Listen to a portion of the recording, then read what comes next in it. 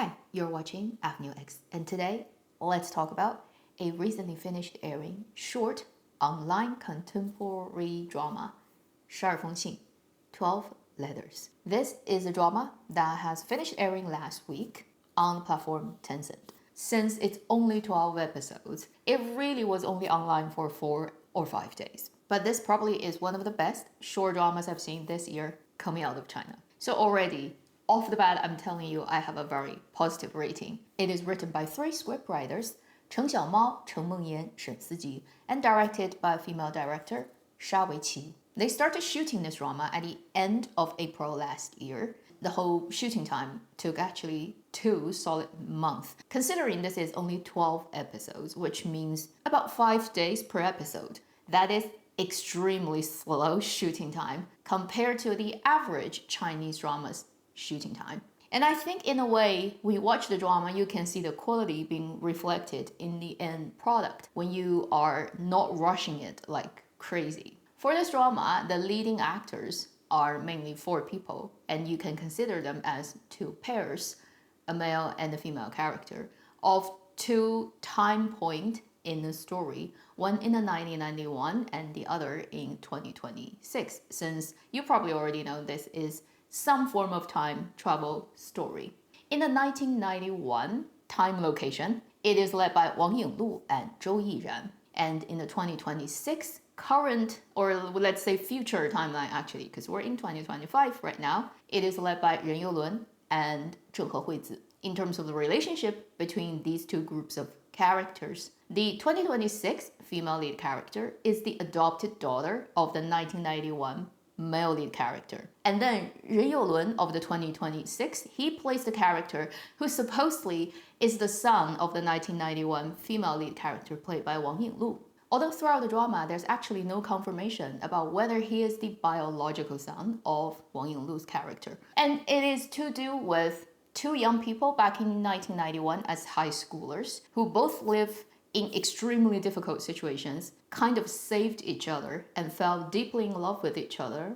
But because of certain tragedies that actually happened, that broke them apart and making it impossible for them to get together. So they both lived a life with regret. And 35 years later, when both of them are old people, somehow their daughter and son met through a very magical encounter and found out there's this mailbox in red color, which is very unusual for Chinese mailboxes because it's usually green.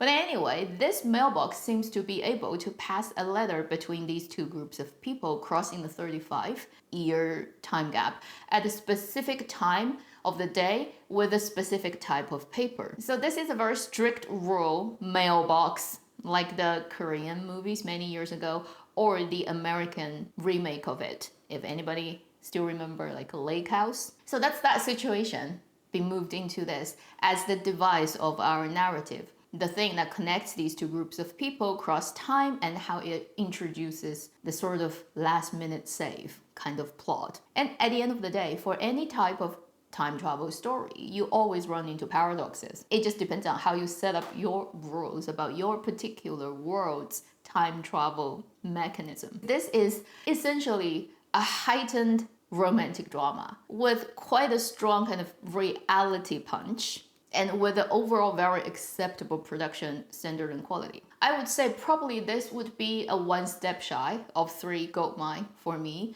due to a couple of technical things I noticed in the drama that I wish it could do better, and also the ending, which I probably will have to spoil it when I talk about that in this video. That just makes me feel it hasn't fully loaded. It's like the files downloaded to up to 97, 98% and it just stops there and just not do the last step to fully make a 3 goldmine. Since I really like this drama, I'll put the things I noticed that aren't perfect first. And then we're gonna talk about why I highly recommend you check out this drama, and I'm guessing 95% of people would not be disappointed. First, starting with a very minor point, but I do notice it, and I think if you really want to scrutinize, in terms of production design department, they could do a better job. So this story mainly happens in 1991, 35 years ago China. it's a very different look in China. Everything visually that exists in the physical space of a person's living surroundings has significantly changed in looks, in style, in quality, in types of things. Maybe not even arguably, for surely one of the having the most amount of changes happening places in the world. 1991 is already a time I have clear memory of. And when you look at how they styled the characters in 1991 in the story, particularly the male lead, both his hairstyle and his clothing were way too ahead, at least 10 years ahead in time. As a high schooler particularly, that hair definitely is in the at least early 2000s. It didn't appear literally in China until then. And particularly that type of short t-shirt on the outside, long sleeve on the inside look is so not 1990s in China. I can tell you nobody wears clothes like that in mainland China at all at that time. It's not gonna show up until early 2000s. And if you're very sensitive to these things, it immediately takes you out of the story. So it occasionally just bugs me. Even a female lead looks much more like I can believe she belongs to 1991, whereas he belongs to 2001. Second point, there are a couple of logical things in this story that doesn't quite make sense. For example, mostly around the female lead character in the 1991 timeline, played by Wang Yinglu. She's a very strong young lady, but unfortunately born into a family that's completely shattered. The father always domestic violence is the mother, to the point that the mother one day disappeared. Supposedly, people believed she ran away, but later we'll find out it's not the case. And then after that, her life was just living with her grandmother and the father, who is a bully and who beats her up regularly for all kinds of ridiculous reasons. The dad is a complete scumbag. He is a gambler, he has a lot of debt, and he's always not home and running away from people who try to collect debt. Yet in this drama, there are plots where he clearly has debt and he knows who's after him, and those people are, no joke, they're gonna cut his hand off type of situation, yet he just still shows up. Like for no reason, like he left, so people thought he ran away because he doesn't want to be caught by those people chasing after him for the money he owes them. And then he comes back and then happily lives there, or happily goes to a nearby place to gamble again, as if he's not being chased after. If you watch the drama episode by episode, you will see at a certain point you're like, okay, he must be running away, not dare coming back because people are gonna murder him. Yet then the next episode he comes back, beats the female lead up, goes to the gambling place and play whatever mahjong and stuff, and you're like, but you're being chased after, like you know that, and why do you come? Nah, like these type of little things here and there. I don't know whether it's because of when they edit things, they just cut certain things out that it doesn't connect and doesn't explain why that happens anymore, or did they forget about it? Because when I was watching it, I noticed that I kept questioning myself, like, did I follow the story? Why is this guy back? He's out on the run. Like, why did he show up? And I know it's a tiny thing compared to the rest of the romantic drama, but I wish they could just iron out those bugs because it does make it weird. Then the biggest problem probably would come down to the ending. Now I'm gonna briefly spoil it, but not too much. The ending's biggest problem is it wrapped it up so fast. It's like when they did the last minute save by the future people sending the last minute warning to the past people to not create that tragedy again. So it's gonna affect the current timeline because then the female lead and male lead in the 1990s never broke apart. All the things that's gonna happen after that when they have each their individual family and then their children, whether they're adopted or biological, would no longer happen, which resulted in basically the 2026 timeline male character who is the son of the female lead. If he's biological, he may get erased. Right? And that's his worry too in the story, where he's like, if I try to save my mother, I will disappear. That is kind of the thing that you really need to let audiences know at the end, whether that is the case.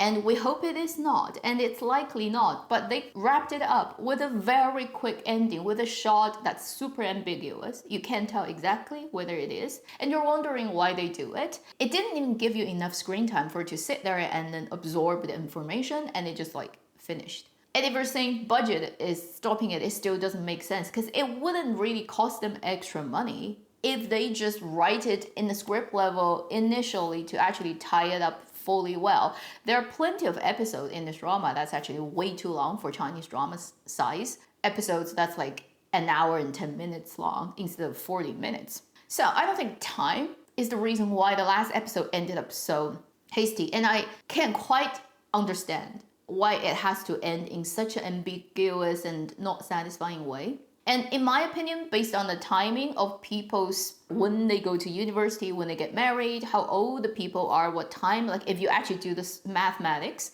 it is unlikely that the 2026 timeline male lead character played by Ren Youlun, who is the son of the 1991 timeline Wang Yinglu's character, it's unlikely he is her biological son, because that will make her pregnant way too early to make sense for the initial timeline. Therefore, most likely he is an adopted son, and also because she volunteered in her university years at an orphanage, it is very likely that actually she got to meet a kid there and eventually decided to adopt this kid. Although the drama completely didn't introduce that to you at all. So it kind of like leave it completely to interpretation. From an audience's point of view, it is just not satisfying enough and it is not fully explained enough. And we've had many dramas this year that have this problem where everything kind of is going well until like the last bit, it kind of like, go figure. Either they intentionally screw it up to make it feel really uncomfortable for the audiences, like the Demon Hunter that got so hated, or like the one A Moment But Forever, the drama I liked that I am not happy also with the ending. And why the reason I really like A Dream Within a Dream is like clear, definitive, like explain everything ending. Okay, can we just get one like that? So that's all the things that I wasn't very happy about this drama. So now let's talk about what is good about it and why I would highly recommend you check it out. Number one, it actually has an, I'd say, abnormally high production quality compared to its size. It is a small scale project. It is done by a group of people in terms of creative team that are not famous or well known, well established. It's not Tencent's S Plus in any sense. It's only 12 episodes. And in terms of casting, these people all have been working in drama for some time, but none of them, let's be honest, is like tier 1 or super well known. In the 1991, the high schooler couple, although both of them have been in dramas that I liked, I wouldn't say they are yet established in any sense. They're less established in the 2026 couple. So all things considered, you think this is probably just a tiny, common, normal idol romantic drama. But actually its production standard is a lot higher than a lot of so-called big dramas. From an aesthetic point of view, when I watch this drama, I instantly get the idea of the people who are making this drama know what they're doing. In terms of, for example, the visual department, the camera, the lighting, the color, the post-production, how you put it together, intentional visual design, particularly when you compare the 2026 and the 1991, you can see the artistic choices of creating very consistent look and color that means a different time and space, yet beautifully shot. No weird skin smoothing, very beautiful color contrast, lighting that's supportive of the narrative, of the storytelling you're trying to do. It's just really proper and well done, and a lot more higher quality than I expected. Whoever is the person who calls the last shot and decides how this drama should ultimately look like, this person is professional. And they have a very good understanding of what consists of proper visual storytelling. Where a lot of high-profile idol fantasy dramas, for example, idol period dramas, S+, or those dramas made by those couple of people who always show up in Idol Dramaland, like in comparison, this drama knows their stuff so much more. Considering the overall completely chaotic and messy standards of Chinese drama production these days, this one is very kind to my eyes. Second point, one of the best things about this drama is its casting. The supporting roles are also very good, but here let's just focus on the two pairs. The Wang Yinglu, Zhou Yiran pair playing the 1991 high schoolers, and then the Ren Youlun, Zheng Hehuizi pair playing the 2026 their son and daughter pair. It's really rare to have a drama where you have clearly a lead couple, a second lead couple, yet both of them are just equally dramatically interesting, character-wise, interesting, watchable, good performances, good chemistry, like everything works out. If we break it down, first 1991 couple, they are the typical high romance stories 小苦瓜 characters, the little bitter melon characters, who are very good people, yet they happen to be born into extremely unfortunate circumstances, and their life is filled with pain. By finding each other, they saved each other. So this is the classic mutual savior type of relationship. And because of how special they are to each other, they're kind of bond for life. And it's just impossible or unimaginable to think that they have to go on the rest of their life on their separate path, which is what happened in our initial timeline, which means it's a tragedy. And it's very heartbreaking.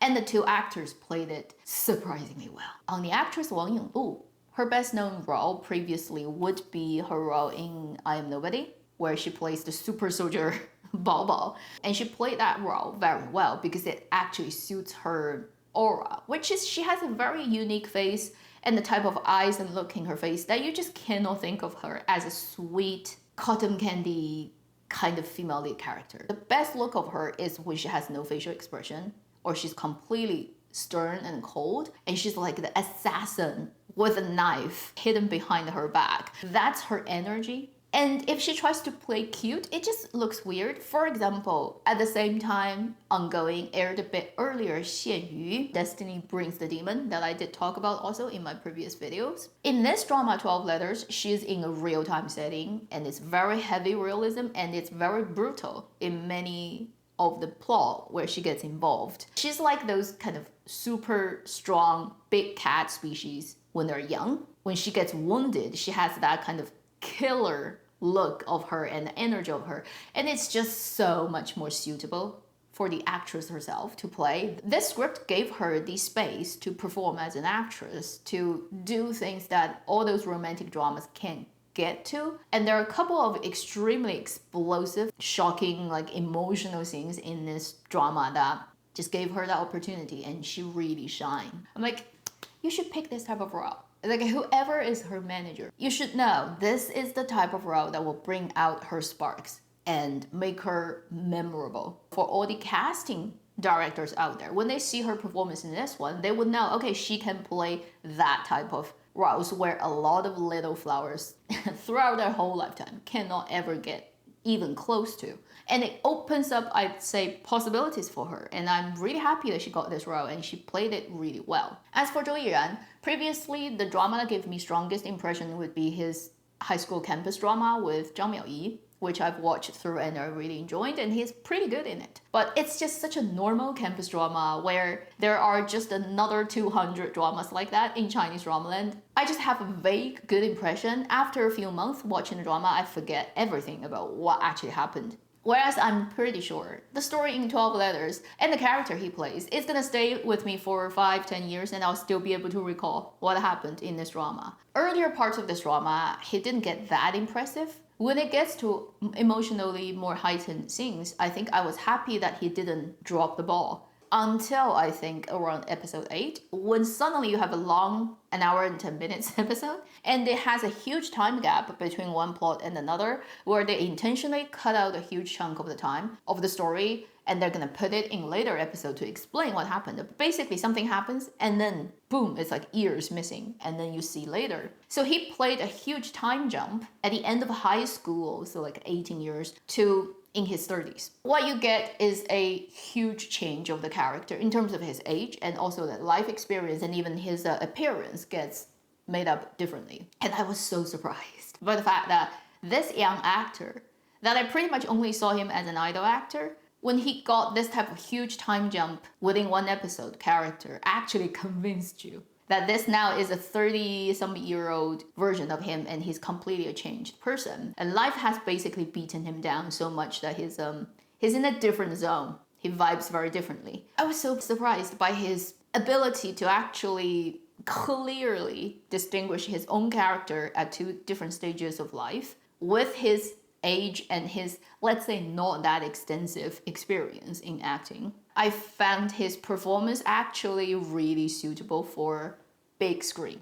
There are actors who look okay in dramas, but once they go into movies, it just does not work. At the cemetery, that scene when he ate the cake, I was like, wow, this guy has potential to be actually projected on a huge screen and work as a performer for big screen. I'm not saying, given the current health of Chinese cinema and dramaland, that he's gonna get anything anytime soon, but he's young and guys have very, very long acting career as long as they don't F it up and then they're still alive and want to still work in this industry. 20 years, 30 years are all like safe sailing, okay? In terms of it's unfair. Guys have longer careers in acting. Anyway, so I'm like, already at this age, he can do this. If he doesn't slip off and do stupid things like a lot of popular people who got famous and then forget who they are, if he can keep his head straight and then really want to pursue this career like as a proper actor, I see great potential for future. And also like if I'm in a casting director,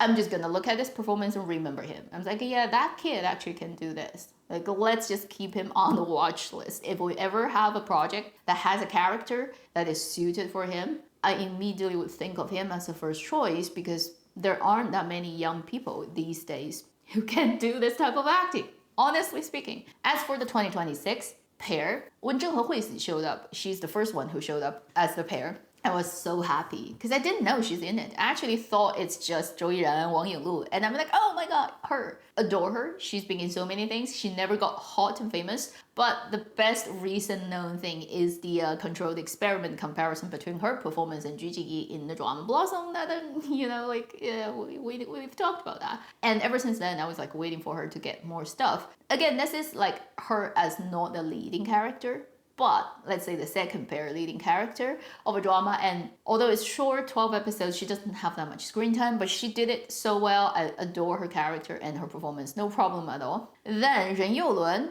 didn't recognize him in the first two shots when he showed up. I was like, okay. And then I realized, holy, it's that actor from a couple of years ago, 爱奇艺 drama I made a review about and I really, really liked. Make-A-Wish. Kind of a little bit fantasy contemporary drama where he is a bookstore owner and he falls in love with a girl who actually is a cat.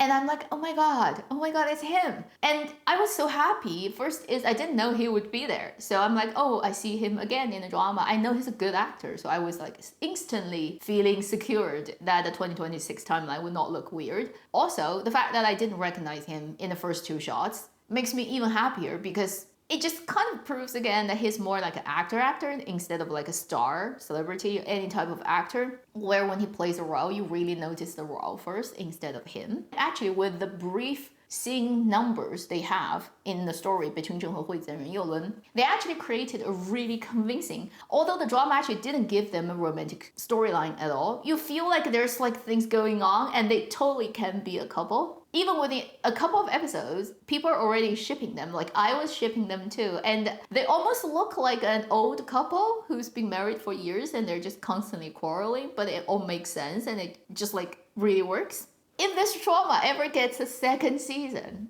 I really want to see a spin-off on these two 2026 timeline characters. Now that the timeline has been shifted, they would have, for example, the male lead most likely is going to have a different name and he will have a different identity. And how is that going to work with now the female lead also never got adopted by the 1991 male lead, so now Zheng Hehui's character will have a different name probably too. And then how does that work? How do they meet again in a new timeline? And do they retain their first timeline memories? Can they ever find each other? Now they literally are with different names. I was like, I really want to see a spin-off. And it's because within the limited time they have in the drama, they really sold you a quite adorable, not saying couple because they're not a romantic couple in the story, but comrades.